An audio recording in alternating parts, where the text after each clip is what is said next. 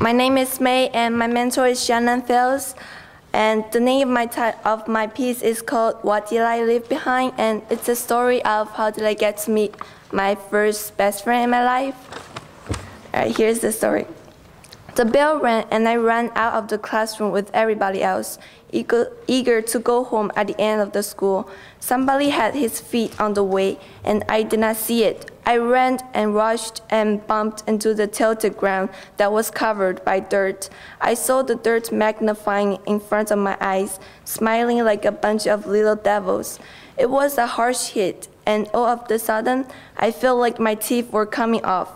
My first instinct after I regained consciousness was to touch my teeth to make sure that they were still there, fixed.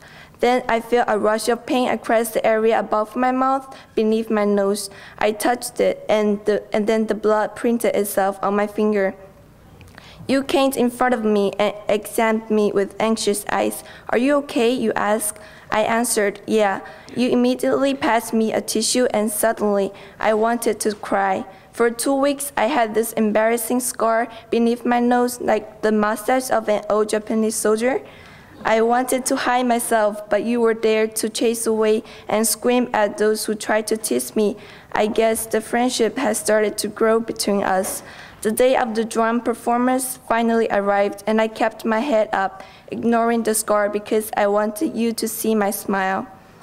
After a whole day of exposure to the sun, the scents of the school field were too hot to touch.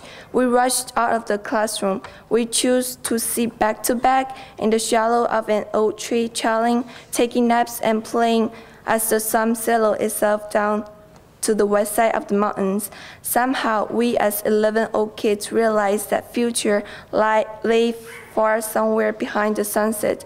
We whispered to each other that we would be the ground for each other, always be the dearest and nearest to connect. Watching your smiley face, I feel the words stuck in my throat just like a thorn that I couldn't get out. "I'm going to America next week," I finally said, looking down to my feet. Then there was a pause of silence.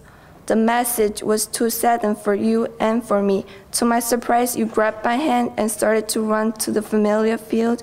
"Then let's enjoy the rest of our time," you said without turning back. I remembered your laughter that has now disappeared together with time and the wind. Thank you.